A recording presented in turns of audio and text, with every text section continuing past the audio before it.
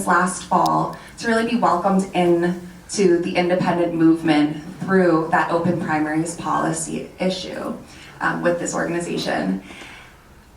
Early into my experience, I was offered a spokesperson training through open primaries, and that really allowed me to understand more why I am independent, why I am looking for party and community within that movement, and why it's important to claim an independent identity in the face of the extremism in our two-party system.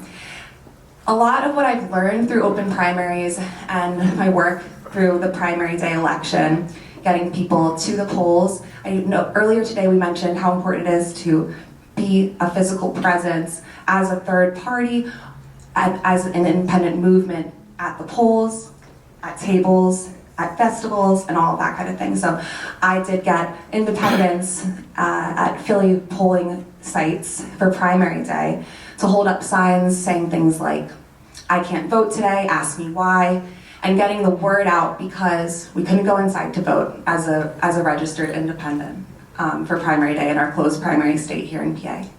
So the question, of course, is what can you do? Which potholes can you fix in the meantime?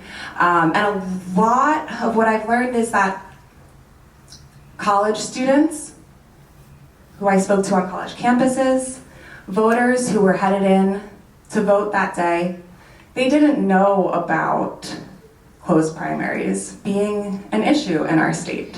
They didn't know that there were 1.1 million Pennsylvanians this year locked out of voting in the primary. That number is quite staggering to folks. You think about the 56% of Gen Z voters who are unaffiliated and independent coming into this new wave of politics in the next 10 years. What does that mean when 56% are unaffiliated? How will we allow those votes and those voices to be heard in our future elections if the policy doesn't allow them to cast their vote?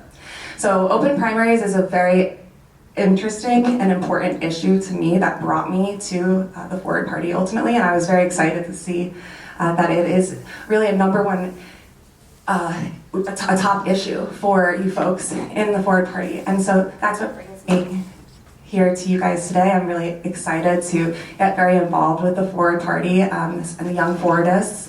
I really want to shout out Nate for the work that he's been doing and bringing Young Forwardists together and talking about what party identity can look like and mean as a whole party and on campuses, and as we form an identity for ourselves that's loud and proud and can be talked about to our neighbors, the next generation, and very importantly, lobbying congressmen and those folks who are in Congress and should be also hearing about open primaries and the fight that is happening. Open primaries as an organization has a legislative route towards opening the policy.